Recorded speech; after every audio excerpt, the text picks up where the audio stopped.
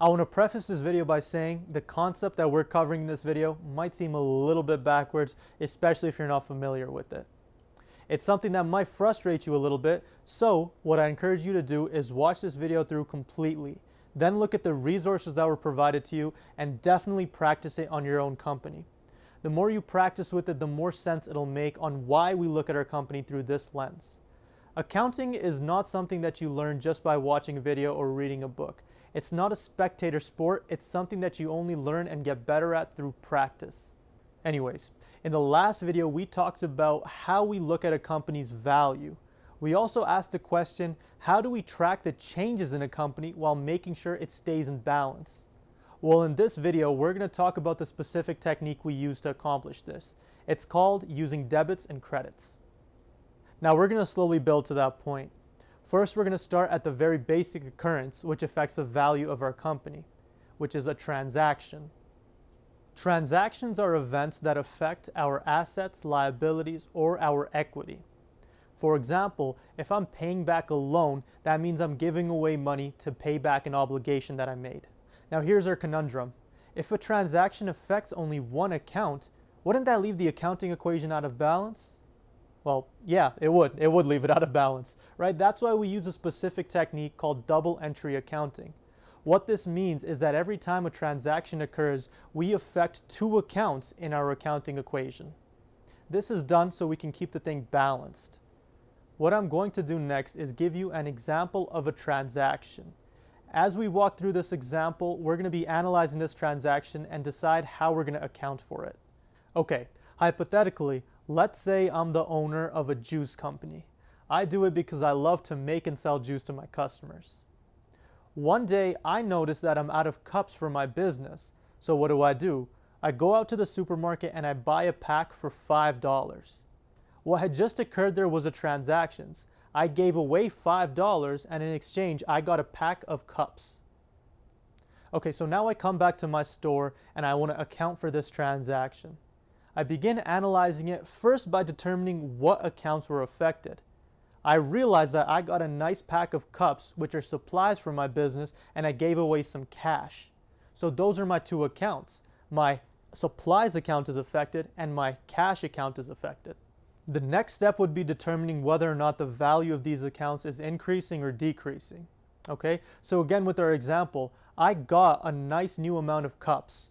So this account value is increasing. I own more cups. What I gave away in exchange was a crisp $5 bill. That's less cash that I have. The value of that account is decreasing. Great. So we have this basic information of our transaction. The next step that we're going to take is to wedge it within our accounting equation. In order to do this for every transaction, we need to apply the rule of debits and credits. There's that term again.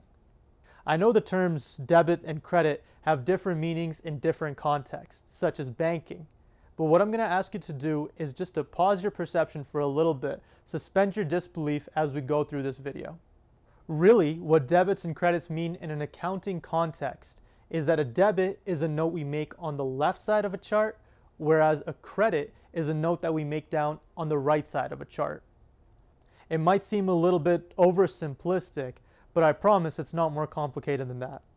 Using debits and credits and even the whole accounting equation is important because it shows us the flow of money in our business. Value isn't something that's created or destroyed within a business. It's something that's transferred around.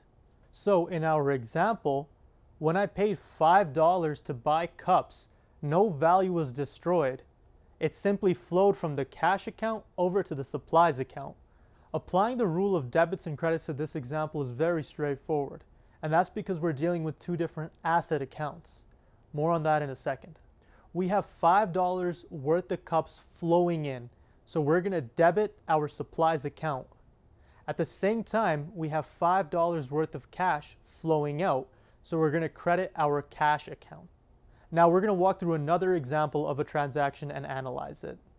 Let's say I'm still the owner of this juice company, but now I want to grow my business. In order to do this, I need a little bit more money. So what I do is go to the bank and take out a $100 loan. This is my transaction. Again, the first step in analyzing a transaction is to determine which specific accounts were affected. In this transaction, I got $100 for the bank. That's in my hand now, so I know my cash account is being affected. At the same time, I now gave an obligation to the bank that I'd pay them money sometime in the future. So I have a liability account called bank loans payable. Step 2 in analyzing a transaction is determining whether or not the balances are increasing or decreasing. Again, pretty straightforward. I have $100 in my hand here that wasn't there before, so I know my cash account is increasing. At the same time though, I now have a new obligation to the bank, so my liability account is increasing as well. What happened is that money flowed from the bank loan payable account to the cash account, but the value of both of them is increasing. I have more assets now, but I also have more liabilities. Now we're going to apply the rule of debits and credits to this example. Here you're really going to see that debit doesn't always mean positive or value increasing, and credit doesn't always mean negative or value decreasing. So the value of our asset cash account is increasing, so we're going to debit that. The value of our liability bank loan payable account is increasing, so we're going to credit that, both by $100. Now you might be a little bit lost or even annoyed on why I credited the bank loan payable if it's going up in value. Let's illustrate this by pulling up the accounting equation. Remember, our goal here is to keep this equation in balance. In order to do this, we have to apply the rule of debits and credits different to asset accounts than we do to liability and equity accounts. Asset accounts are intuitive, where an increase in their value is a debit and a decrease in their value is a credit. To keep the accounting equation in balance, we have the opposite rule for liability and equity accounts. So when a liability account increases in value, we're going to credit it, and when it decreases in value, we're going to debit it. The same thing applies for both liability and equity accounts. Knowing this, you can see why we debited the cash account by $100 and credited the bank account payable account by $100, even though both of them were increasing in value. Yeah, I know, that was a lot. Like I said at the start of this video, don't get frustrated or intimidated by any of this, especially the rule of debits and credits. It's okay if all of it didn't settle in right away. Like I had mentioned before, accounting is something you understand through practice. So I'm going to remind you, take a look at the different example templates and other resources that we have provided to you. And most importantly, apply all of these rules to your own company. It's something you're going to deepen your understanding with through practice. In the next video, we're going to look at how we format everything we've just talked about. We're going to start using the different documents that accountants use. And then finally, we're going to communicate all of the company's value. Catch you in the next one.